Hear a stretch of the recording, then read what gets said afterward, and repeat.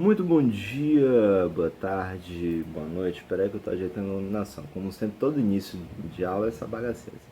Iluminação pra vocês conseguirem enxergar minha cara direito. Pronto? Foi? Não, peraí. Aqui, agora. Uh, uh. Tá desgrama, quase morri.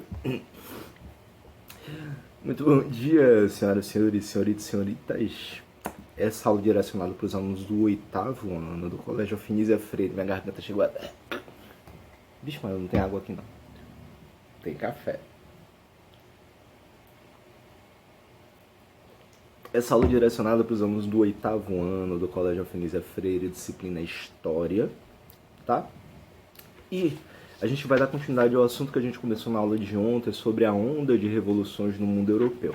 Vocês lembram que ontem eu falei sobre a Primavera dos Povos, que o Eric Hobsbawm ele falou a respeito disso, que foi um momento em que diversos países da Europa eles começaram a questionar essa ideia do antigo regime, essa ideia do absolutismo, lutar contra o absolutismo, lutar pela liberdade de seus povos, lutar contra essa ideia da tentativa de alguns governos de manterem um império sob seus domínios, diversos territórios sob seus domínios. E aí a gente vai ter principalmente três países, que são os três que a gente vai falar no decorrer dessas aulas aqui, que vão ter uma atuação muito mais contundente, muito mais forte, que vai merecer uma atenção muito maior, que são eles a França, que já foi o berço de uma das maiores revoluções, que foi a Revolução Francesa, lá em 1789. A gente vai ter a França, a Alemanha e a Itália, né? Então, começando hoje pela França, lá na página 230. Então, pega o livrinho de vocês, vamos acompanhar. Hoje eu acredito que a aula seja um pouquinho menor, por conta disso, que aí cada aula vai ser referente a um determinado povo, a um determinado país. Então, vocês não vão precisar ficar me aturando durante muito tempo, não. E vamos lá.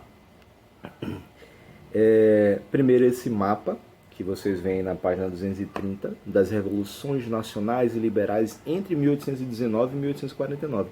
No intervalo de 30 anos, esse monte de ponto vermelho aí, primeiro, esses pontinhos amarelos que ficam muito mais entre Portugal, Espanha, Itália, Portugal, Espanha e Itália, basicamente. Reino Unido tem um na França, tem um na Bélgica, enfim. São algumas atividades revolucionárias ocorridas entre 1819 e 1831. Já esses pontinhos vermelhos ocorrem no período de um ano, 1848 a 1849, que se difundem por uma base territorial muito maior, né? Vocês veem na França, na Prússia, no Império Austríaco, chegando até o Império Otomano lá embaixo. Vocês veem que os nomes desses impérios, desses territórios, não estão ainda os nomes como a gente conhece hoje, né? O Império Austríaco. O que era o Império Austríaco? Hoje a gente vê a Prússia, é um pedacinho da Rússia, é a Alemanha, a República Tcheca, que já foi a Tchecoslováquia, inclusive, então teve a separação muitos anos depois também de República Tcheca e Eslováquia. Dentro dessas regiões vocês vão pegar países, não os países escandinavos, que vão ser mais para cima, Noruega, Suécia, Finlândia e tal, mas dentro disso, dentro da Prússia, você vai ter a Suíça, você vai ter Iugoslávia, a Eslováquia, a Eslovênia, um monte de coisa. É só vocês olharem no mapa aí, que eu não sou professor de geografia, não. Mentira, mas eu tenho que saber uma coisa ou outra também. Deixa eu ver. No Império Austríaco, ó, Buda, deve ser Budapeste, na verdade, que é da Romênia. Budapeste é Romênia, gente? Então, ainda... Sim, diversos movimentos liberais e nacionalistas ocorreram na Europa e foram reprimidos pelos governos absolutistas. Tá aí, ó, do lado do mapa, nesse quadrinho aí, falando disso. Que vigoravam na primeira metade do século XIX. Muitas questões desse período envolvendo nacionalidades e soberania territorial provocaram a Primeira Guerra Mundial, ocorrida entre 1914 e 1918. Olha só, a ideia sobre nacionalidade e soberania territorial. Isso não significa, por exemplo, assim, quando a gente diz assim, porque o Brasil tem que ser soberano. Não, o dedo é de Lula. A soberania territorial, quando a gente fala, não está dizendo assim, porque o governo brasileiro precisa ser soberano em relação à Amazônia porque não pode permitir que outros povos explorem. Apesar que o Bolsonaro falou lá com Al Gore que era para eles explorarem junto com os Estados Unidos. Que patriota safado esse, né? Mas, enfim, quando a gente fala sobre soberania nacional, soberania territorial, se fala muito mais na defesa dos interesses do seu próprio país, né? Só que sem precisar se desfazer de diálogos com outros países, sem precisar se isolar política, econômica e socialmente, né? Na Primeira Guerra Mundial, tanto na Primeira quanto na Segunda Guerra Mundial, a gente vai ter essa ideia sobre nacionalidade, sobre soberania territorial, mas de uma forma que acaba gerando diversos conflitos por conta de xenofobia, por conta de uma crença de superioridade em relação a outros povos, né? Mas enfim, vamos lá de avanço do liberalismo na França. Na França, o autoritarismo, gente, minha companheira, assim, de aula, eu deveria começar a levar ela para a escola também, né? Chegar na sala de aula, entrar com um negócio de café, a gente fazer um momento cafezinho, assim, ó. Chegar, voltar do intervalo, né? Todo mundo sentar em roda assim, uns copinhos de café, todo mundo assim, tá? O pessoal leva bolo também. É um piquenique quase, né? Vou dar essa ideia. Acho que esse ano não dá mais, né? Só ano que vem. Quem sabe? Enfim, voltando aqui. Na França, o autoritarismo do monarca Carlos X e o restabelecimento dos privilégios do clero e da nobreza levaram à Revolução no ano de 1830, em que a burguesia depôs o rei,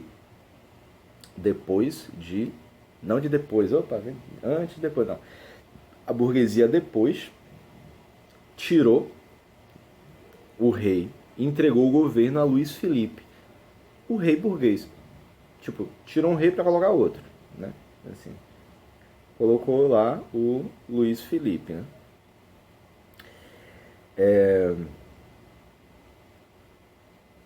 Porque o que o Carlos X ele tinha feito? Ele tinha voltado, depois da Revolução Francesa, né? Lá no final do século XVIII, o Carlos X, quando assumiu, quando bateu de frente lá com a galera, com Bonaparte, com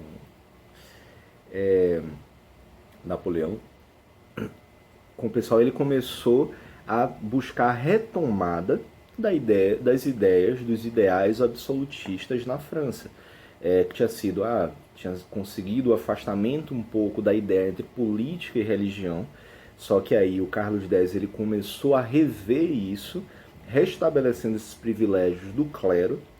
Sempre que a gente fala de clero, é a ideia sacerdotal mesmo, é a ideia eclesiástica da aproximação. O cabelo tá horrível hoje. Eu estou me olhando pela câmera. Da aproximação do governo, do rei, da monarquia com a religião, né? Então foi dado de volta esses privilégios do clero e também os privilégios da nobreza, que os nobres eram os principais financiadores do rei, né? Então essas camadas que eram consideradas camadas mais superiores dentro da sociedade, a hierarquia social que existia, juntava sempre a monarquia, o clero a nobreza e os militares, jogando a burguesia para segundo plano e jogando o restante da galera, proletariado, lá para último plano, né? E aí, quando ocorreu a Revolução de 1830, a burguesia ela se revoltou com isso, começou a bater de frente com Carlos X e conseguiu depor ele do poder, conseguiu tirar ele do poder, colocando um rei que era ligado, colocando o Luís Felipe, que era ligado aos seus interesses. Então, retirando novamente os privilégios que tinham sido dados pela monarquia ao clero e aos nobres, e mantendo uma linha de privilégio, claro, para a própria burguesia. Afinal de contas, eles haviam colocado alguém que era da mesma laia deles, né? Que era do mesmo, da mesma parte, da mesma casta da sociedade que eles. Então, eles subiram ao trono com a intenção de favorecer a alta burguesia em detrimento da pequena burguesia e das camadas populares. Opa, como assim? Um burguês que defende só uma parte da burguesia. Sim. Como é que a gente pode entender isso? Digamos que assim, a nobreza e a monarquia sejam a classe alta, a burguesia toda a classe média e a classe baixa, classe C, D e E, são as camadas populares. Só que assim, dentro da burguesia, dentro da classe média, são consideradas todas aquelas pessoas, todas aquelas famílias que ganham, digamos, entre 3 mil, hipoteticamente, viu gente? 3 mil e 15 mil reais. Porra, uma diferença de 12 mil reais, uma diferença do caramba. E aí então, quando o Luís Felipe ele entrou no poder, o que é que ele fazia? Ele buscava privilegiar, não era essa galera que ganhava 3 mil aqui, que estava mais próxima das camadas populares, não. Era a galera que ganhava de 10 mil para cima, né? Que são aquelas pessoas que estão mais próximas da nobreza. Então, é a alta burguesia. É o pessoal que, ainda que esteja dentro da burguesia, ainda que não se aproxime tanto de quem são os nobres, mas são burgueses que têm uma participação no comércio, uma participação na sociedade muito maior do que o pessoal que faz parte da pequena burguesia. Digamos que a pequena burguesia são aqueles comerciantes que conseguiram contratar 1, 2 empregados. São os microempresários, digamos assim. Quem fazia parte da alta burguesia já eram os médios e grandes empresários, e quem fazia parte da nobreza aí já era os donos dos meios de produção, digamos assim. Então, quando o Luís Felipe ele subiu ao trono, ele foi alçado ao trono, ele buscava privilegiar justamente essa alta burguesia, o pessoal que tinha mais dinheiro. Afinal de contas, eles poderiam financiar o próprio funcionamento do governo, né? Embora houvesse incentivo à produção industrial, resultando no aumento do número de empregos urbanos, a manutenção do voto censitário afastava os operários e os camponeses das eleições para a Assembleia Legislativa. O que era o voto censitário? Era o voto baseado na sua acumulação de riqueza. Então, muitas vezes isso acabava retirando, inclusive, o pequeno burguês do direito de voto. Então, essa manutenção do voto se limitando aos operários, se limitando à burguesia, retirava o direito dos operários e dos camponeses participarem das eleições, terem os seus próprios representantes, votar em seus próprios representantes para essas eleições. Isso privilegiava o quê? Justamente os burgueses. Os burgueses votavam entre si, impedindo que qualquer pessoa que estivesse fora daquele ciclo fechado pudesse concorrer e pudesse ser eleito. Aí vem a Revolução de 1848. A impopularidade do rei burguês cresceu e levou o país à Revolução de 1848. Deflagrada quando ele proibiu um banquete no qual ocorreria uma manifestação contra seu governo. Gente, olha que interessante isso.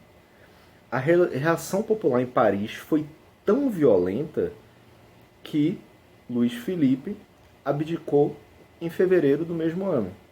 Tipo, um mês depois, bateu medinho nele, falando assim, eita zorra, o bicho vai pegar. E ele vazou do poder, abdicou do poder, renunciou. Mas assim, uma coisa que eu falo assim, por que é interessante isso?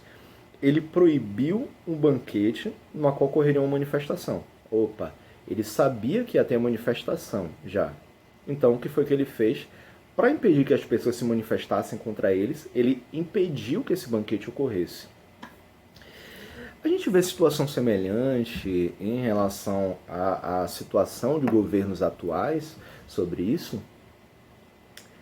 Vocês acham que, de repente, se a gente não estivesse vivendo uma pandemia, algo tão escabroso, tão difícil, um momento tão difícil em relação à saúde no mundo, vocês acham que as ruas, tanto do Brasil quanto dos Estados Unidos, que tem líderes que são líderes relativamente populares, mas que defendem ideias que retiram das ditas minorias, que no final das contas acaba sendo a maioria, retira direitos das minorias, retira direitos dos trabalhadores, retira direitos dos imigrantes, que acaba afetando a vida da maior parte da maior parcela da população, estaríamos com as ruas abarrotadas. Mesmo assim, algumas manifestações elas são altamente reprimidas pela polícia, a polícia que é a mando dos governos.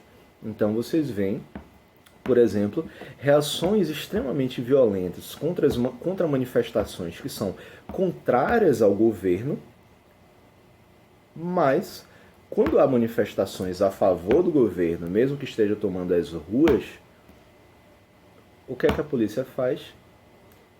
Tira foto com os manifestantes. Interessante, né? E aí, então, essas manifestações contra o governo, ainda que manifestação a gente diga que o povo deve ter a liberdade para se manifestar a qualquer momento, desde que de forma organizada e não violenta, como muitas dessas manifestações contra o governo ocorriam dessa forma, né, de maneira não violenta, mas, mesmo assim, acabavam sofrendo algum tipo de repressão a mando do governo. Isso ocorre no Brasil, isso ocorre nos Estados Unidos, isso ocorre na Bielorrússia, agora, para quem está acompanhando a situação de lá, do país, das eleições que tiveram recentemente. Só não ocorre na Rússia porque o Putin é o cara mais miserável do mundo e qualquer pessoa que queira se manifestar, ele vai quebrar uma porrada. Ele vai descer montado no urso, ele mesmo vai dar um teco de porrada na cara de todo mundo. Mas enfim, então essa reação popular foi tão violenta, tão forte, que o Luiz Felipe botou o rabo entre as pernas e vazou do governo menos de um mês depois. Formou-se então um governo provisório que implantou a República. A implantação da República na França ocorreu no ano de 1848. No Brasil, deixa pra lá. Então, implantou a República, uniu setores liberais e operários e procurou manter os ideais iluministas de lá do período da Revolução Francesa, estabelecendo sufrágio universal, possibilidade de voto para todos e incentivando o emprego também para todos. Vocês veem aí que essa união dos setores liberais e a participação de operários, a participação do povo em geral nas decisões da República fazem com que exista a democracia, né? O governo de todos, não uma monarquia, não uma teocracia, não uma tal-ok-cracia, né? Tá ok? Tem que ver isso daí. Então, foi mal. Então, houve esse governo provisório que buscou a implantação da República e esse governo tinha ideais liberais, ideais em que se juntava uma proteção, claro, à sua economia, mas também possibilitando que houvesse diálogo interno e externo. E a participação, claro, dos operários, a participação do povo em geral nas tomadas de decisão dentro do país, graças ao sufrágio universal, graças a essa universalização do voto, da possibilidade do voto. E a ideia justamente que existe na bandeira da França hoje, no lema da França até hoje, que é liberdade, igualdade e fraternidade. Em abril de 1848, realizaram-se as eleições para a Assembleia Constituinte, em que a maioria dos representantes era formada por conservadores, alta burguesia, proprietários de terra e representantes do clero. Alta burguesia, proprietários de terra, representantes do clero. Ou seja, quem eram esses três? Era o grupo que estava próximo da monarquia lá quando Carlos X era o representante do poder, era o rei. Você vê, privilégio do clero, da nobreza, e depois com o Luís Felipe, que dava privilégio à alta burguesia. Era basicamente esses os representantes que ainda estavam presentes dentro da Assembleia, das Assembleias de Governo. Eram todos conservadores. Aí vocês veem, a ideia de conservadorismo e a ideia de progressistas, conservadores e progressistas, ainda hoje é muito ligada a isso, né? Quem eram os conservadores? A galera que tem dinheiro, a galera que não quer que mude a forma de governo porque está privilegiando eles, que não quer nenhum tipo de mudança. São os conservadores. Eles veem que qualquer mudança que exista, mesmo que não prejudiquem eles, só o fato de estar beneficiando os diferentes deles, eles vão falar assim, velho, não quero essa zorra aqui não. Por que a gente fala? Porque há religiões conservadoras. Impedem que mesmo com toda essa evolução em relação ao pensamento da humanidade, eles se mantêm fechados em algo que acaba se tornando absurdo, né?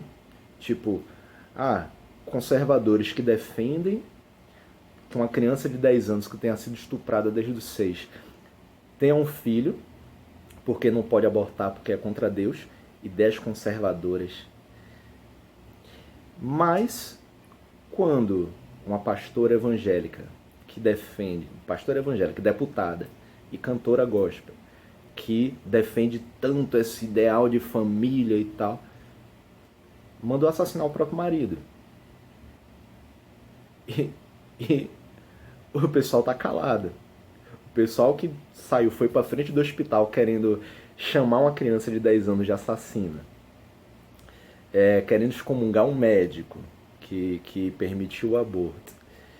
Esse mesmo povo não foi na frente da casa da deputada pastora, isso tudo, quando o Ministério Público, quando a polícia viu lá, confirmou que ela foi a mandante do assassinato.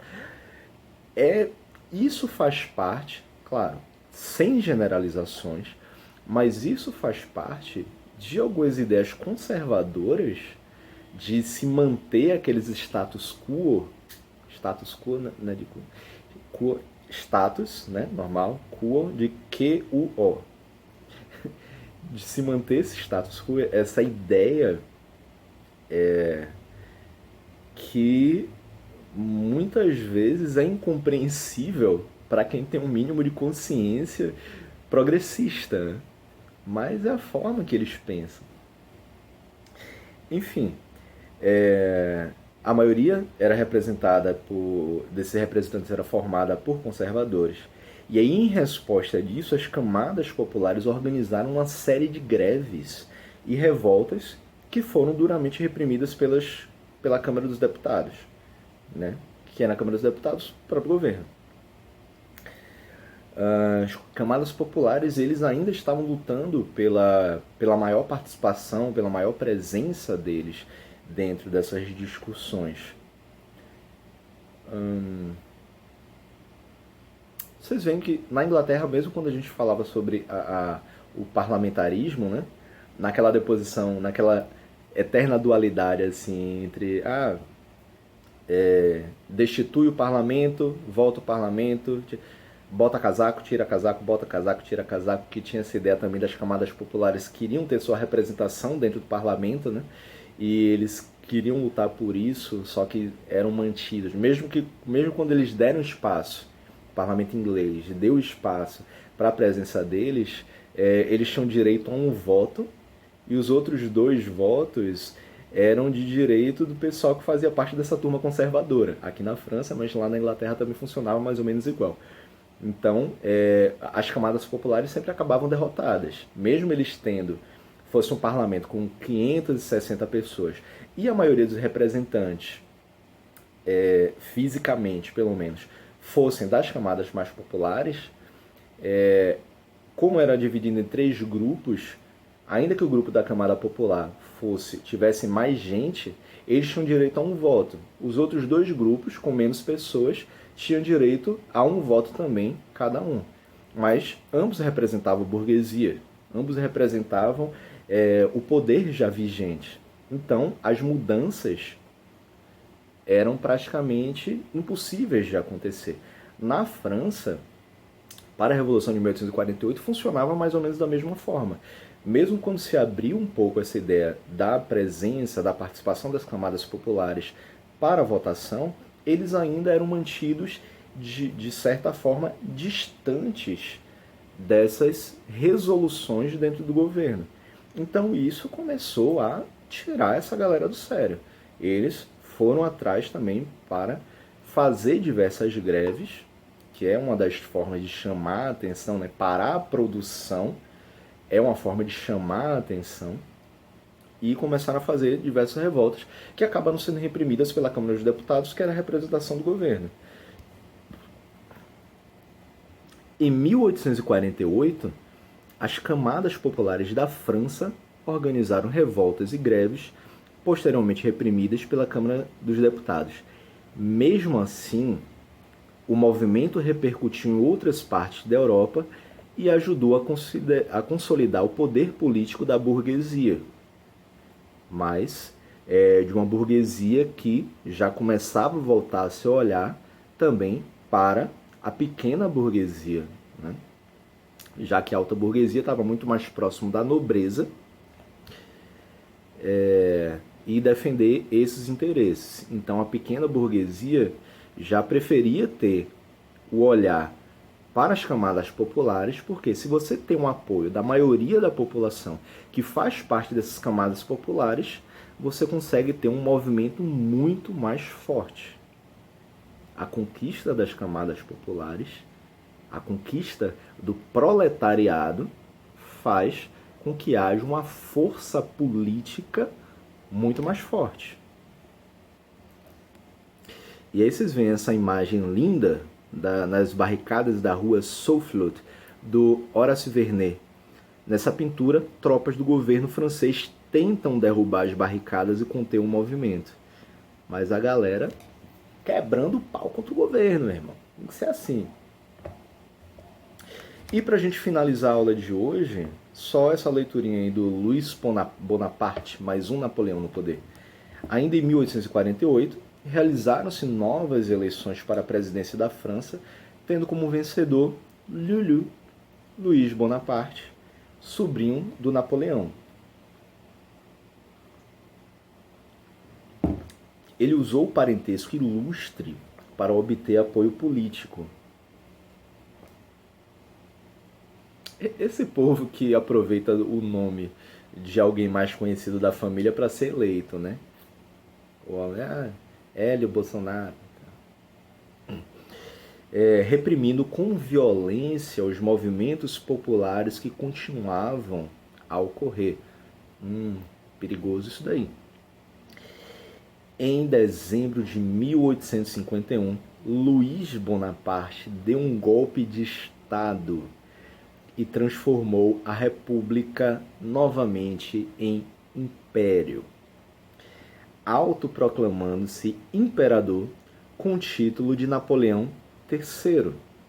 Napoleão II teria sido filho de Napoleão, caso ele herdasse o trono, mas morreu ainda muito jovem.